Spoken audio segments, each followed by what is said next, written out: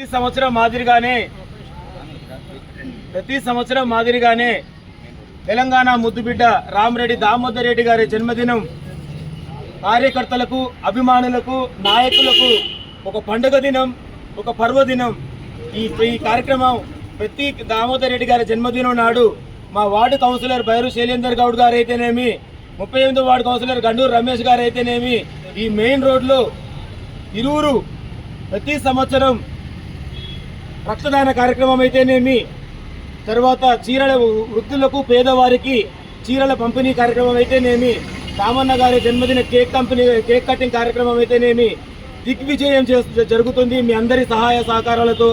అలాగే ప్రతిసారి మాదిరిగానే ఈసారి కూడా మన వార్డులో కడు బీద అక్కా చెల్లెళ్లకు చీరల పంపిణీ కార్యక్రమం చేస్తున్నాం.